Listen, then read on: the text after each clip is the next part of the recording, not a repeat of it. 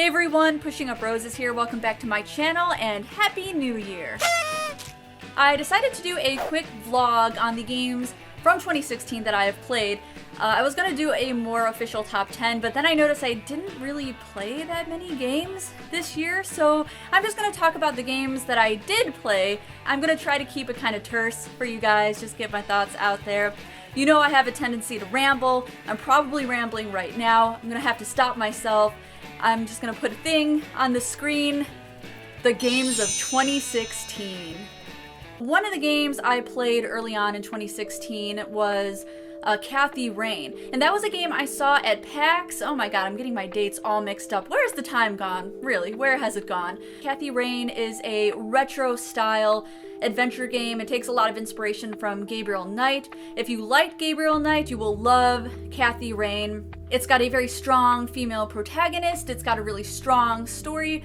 The visuals are great. Actually, the visuals remind me of some of the exact screenshots from Gabriel Knight. I think they're really solid, really beautiful. The voice acting is also very good for an indie adventure game. The only qualm I had with Kathy Rain was some of the character development. I don't know if they didn't have many female consultants when it came to the female character of Kathy Rain herself. There were just a couple things where I'm like, I think a guy might have written this. There were very few instances of that happening with Kathy Rain. Overall, it's a pretty long story. It's got a mystery edge, just like Gabriel Knight, just like all the Gabriel Knight games, I should say.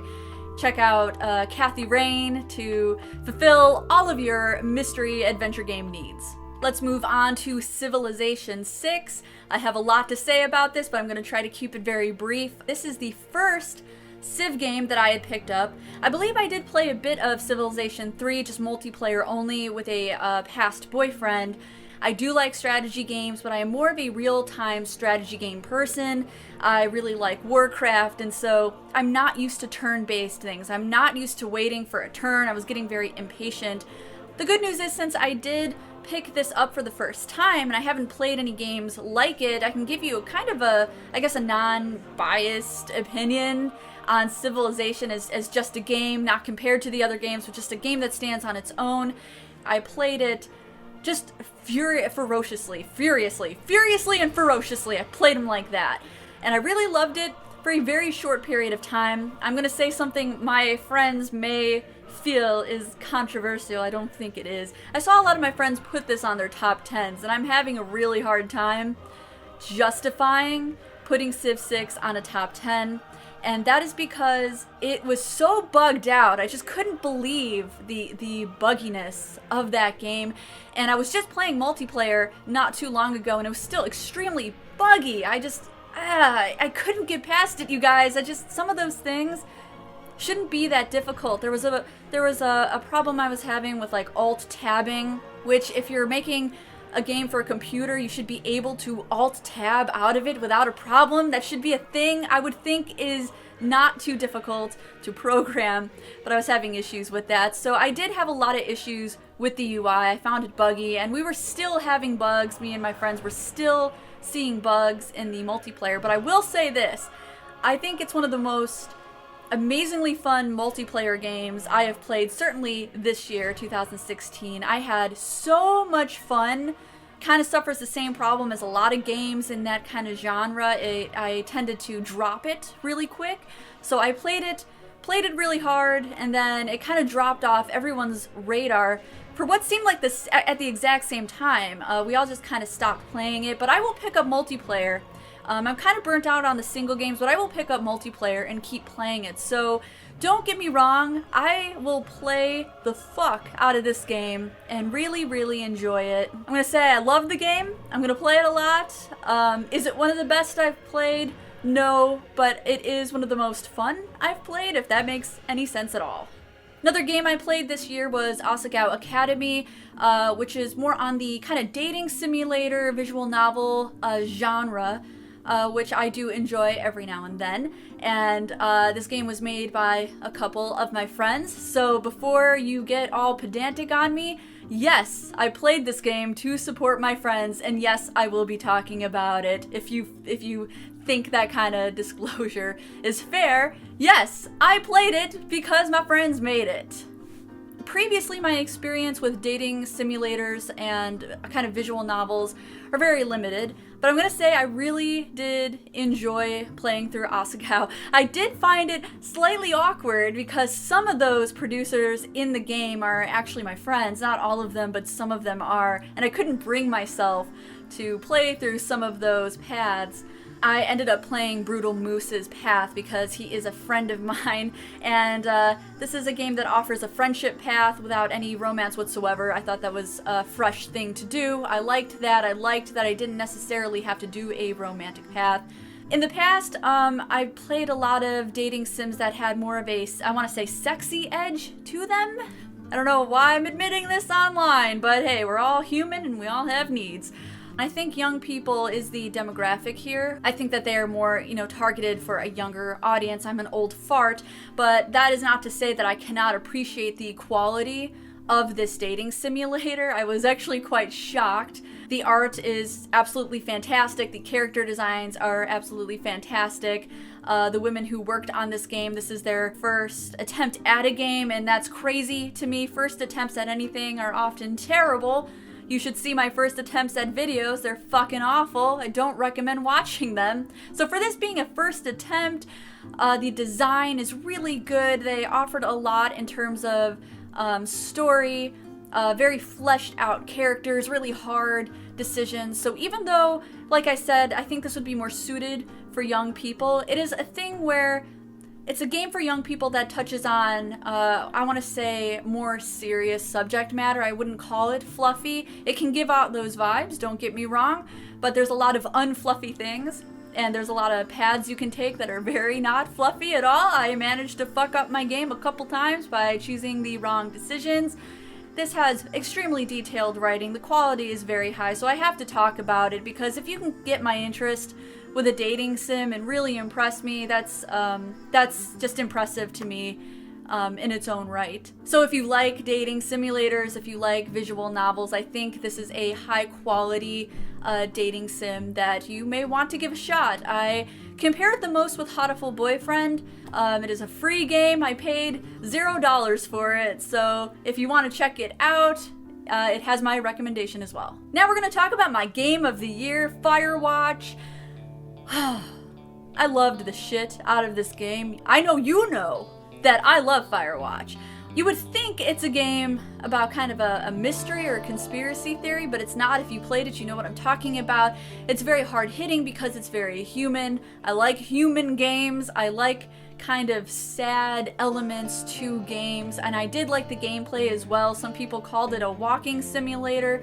Don't agree with that. I think there's a lot you can do in this game and there's a lot to offer. The characters were very believable to me. I believed the emotion, I believed the interactions.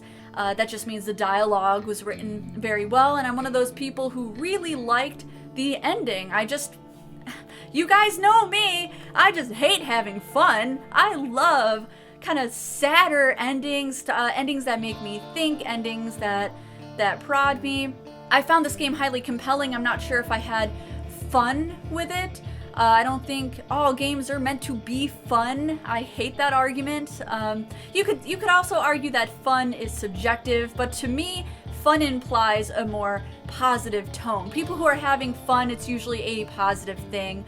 I would describe Firewatch not as necessarily as fun or overly positive, but engaging, like reading a very engaging book, a sad book. Not all books are fun to read, but they can be thought-provoking and interesting, and that's where I would put Firewatch. I played it a few times. I put out a symbolism, like a theory video on it. Highly recommend, highly recommend. This would, if I had played more games, this would have been my #1 game of the year. Loved it. I'm gonna go play it again. I'm gonna go pick it up. That's how much I liked it. Stardew Valley, obviously. I think everyone I know played Stardew Valley. This is another game that, it's the first in its genre that I have ever played. I've never played Harvest Moon. I've never played Animal Crossing. I've never played Minecraft. I don't know why I picked up Stardew Valley. It's not really my thing, but I dumped about 250 hours into this game. No matter what you think about Stardew Valley, you have to admit that This is just a phenomenon, man, for this indie game developed by one guy who's super passionate. I'm happy to support him because he seems like a really solid